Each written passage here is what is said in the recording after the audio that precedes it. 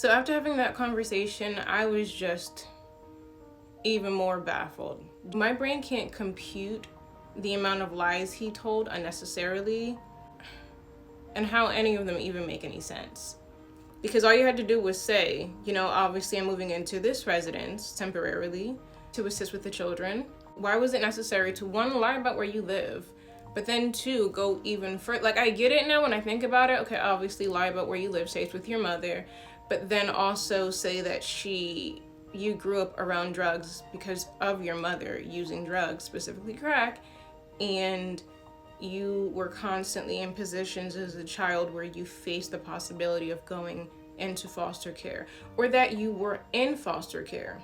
Again, we're not talking about someone that's not out of their mind. This is someone who is very much a very sick person.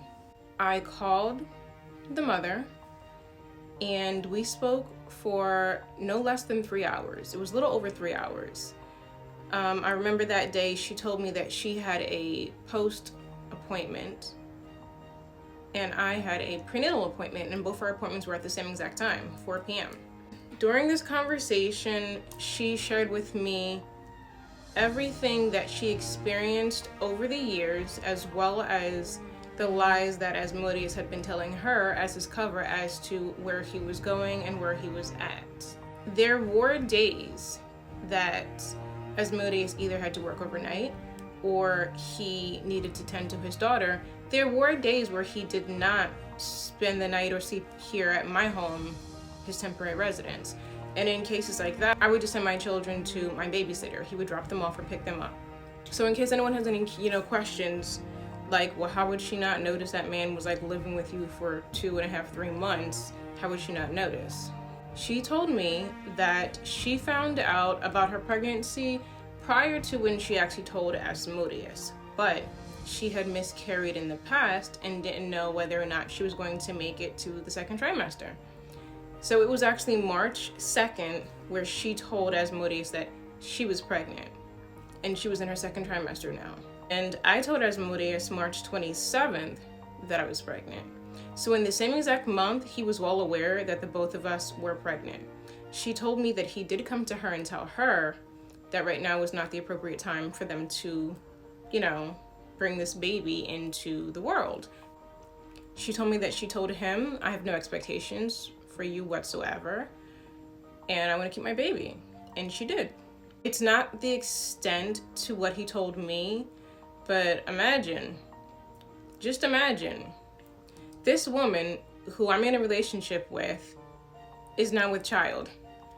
My girlfriend who I live with, who I've been hiding from my other girlfriend, me, is also with child. So I do think a lot of his behavior, unexcusable, but I think a lot of his behavior was tied to the fact that he didn't know what the fuck he was going to do.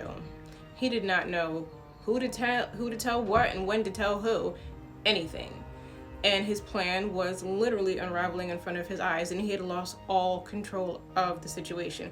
I do think that the reason why he was so harsh and adamant and consistent with yelling, screaming, cursing, sending these crazy long paragraph text messages and completely ghosting me was related to the fact that she was also pregnant. And that was and is their second child together. Both our babies are going to have been born in the same exact year. They will only be 3 months apart, and we both have boys. She let me know that every single relationship that Asmodeus has had with all of the mothers of his children, he has cheated. Every single one, he has cheated. Obviously, this is conversation that she has had with him and knowledge that she knows from over the years of dealing with him. He's cheated on her the entire relationship, and the reason why they moved to New Jersey is because they were fleeing from danger that Asmodeus invited into their home. Remember, this is a man who got pum-pumed in his face and in his mandible on 2 separate occasions. One of those occasions being that he was actively out cheating on his girlfriend and got pum-pumed with the woman he was cheating on his girlfriend with. The mother also let me know that at one point she had a stalker, And the stalker was who, might you ask? Of course, it was someone that Asmodeus was cheating on her with. This woman was showing up to areas where the mother was physically at, very, very close by, and she was sharing her location on Facebook just to, leave breadcrumbs, let Asmodeus probably know that she's watching. Clearly the woman snapped and lost her damn mind, but God only knows what Asmodeus told her. And this same woman actually showed up to their daughter's daycare center at one point. So we're talking about a man who jeopardized not only his safety, livelihood, and life to cheat, he also jeopardized the safety, well-being, livelihood, and life of this woman and his daughter. She told me about an occasion where another woman came and confronted her and told her that Asmodeus told that particular woman he was sleeping with that the girlfriend was his cousin. I mean, on the scale, we're just being honest here, on the scale, telling a woman that your girlfriend is your cousin is probably better than telling a woman that your girlfriend is your sister, and the reason why you guys are together so frequently is because you're grieving the loss of your nephew, when in fact, that was her son. There was a time during their relationship where there was obviously another woman that Asmodeus was sleeping with. He told her everything. He told her where he lives, who he lives with, what their circumstances are. And that woman was completely copacetic and okay and down with intimately dealing with him despite him being in an active relationship and having a child together and cohabitating with his girlfriend, the mother of his child. And this other woman was totally okay with it.